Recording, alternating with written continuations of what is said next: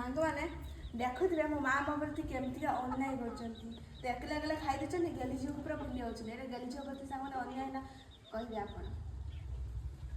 ଗେଲି ଝିଅ 12ଟା ହେଲାଣି, ଭୋକରେ ମୋ ଜୀବନ ଚାଲିଗଲାଣି। ଆରେ ଦିନେ ଏବେ ଜାଣିଛୁ ନା ନାହିଁ? ଆରେ ମୁଁ ଜୀବନ ଜାଣିଛି ଏମିତି ତମ ଗେଲି ଝିଅ କାହିଁକି ତାର ଅଛି? ସତରେ କି? ମୁଁ କହିଲି ଗେଲି ଝିଅ ଆଜି ବୋଧେ ଖାଇବନି। ଗେଲି ତ ଡାକୁନ ଆଉ ଖାଇବୁ କେମିତି? ସତରେ କି? ଗେଲି ଝିଅ ସାଙ୍ଗରେ ଖାଇବ? ମୁଁ କହିଲି ଆଜି ଗେଲି ଝିଅ ଖାଇବନି, ସେଥିପାଇଁ ତ କାହିଁ ଗେଲି ଝିଅକୁ ଦେଖତେ ପାଉନି। ହଁ ଗେଲି ଝିଅ କିନ୍ତୁ ମୋ ପାଇଁ ରୋଷେଇ କରି ସାଙ୍ଗମାନେ ଆଜି ରଖିଦେଇଛି। ବଢିଆ ଆଇଟମ ଗେଲି ଝିଅ ମୋ ପାଇଁ ବନେଇଛି। ବାଡ଼ିରେ ବାଇଗଣ ହେଇଥିଲା, ବାଇଗଣ ଚଟୁଣି, ପିଆଜ କଞ୍ଚା ଲଙ୍କା ଦେଇ ବାଇଗଣ ଚଟୁଣିଟେ ହେଇଛି। ଆଉ ସ୍ପେଶାଲ କରିକି ଆମର ବାଡ଼ିରେ ଇଞ୍ଚଡ଼ ହେଇଥିଲା, କିନ୍ତୁ କୋବିଟା ଫୁଲକୋବିଟା ହେଇନଥିଲା ବାଡ଼ିରେ। ଏଇଟା କିଣା ହେଇକି ଆସିଛି, ଏଇଟା ଭଜା ହେଇଛି, ଇଞ୍ଚଡ଼ କଷା ହେଇଛି। ତା ସାଙ୍ଗର ପଖାଳ। ଗେଲି ଝିଅ ରୋଷେଇ କରିଥିଲା, ମୁଁ କହିଲି ଖାଇବନି ନା କ'ଣ, କିନ୍ତୁ ମୋ ସାଙ୍ଗରେ ଗେଲି ଝିଅ ନ ଖାଇଲେ ସେ ରହିପାରିବନି।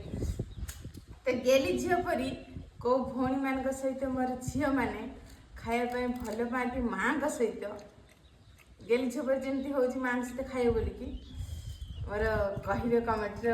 ଗେଲି ଝିଅ ଆଉ ଯେଉଁ ଅଛନ୍ତି ସବୁ ନା ମାଆଙ୍କ ସହିତ ଏମିତି ଖାଉଛନ୍ତି ନା ନାହିଁ ଗେଲି ଝିଅ ପରି?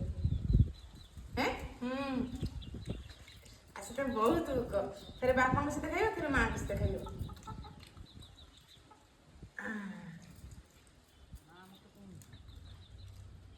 ହେଲା, ପେଟ ପୁରିଲା। ଯେତେ ଖାଇଲେ ବି ସାଙ୍ଗମାନେ ମାଆଙ୍କ ସହିତ ନ ଖାଇଲେ ଗେଲି ଝିଅର ପେଟ ପୁରିବନି ଯେ।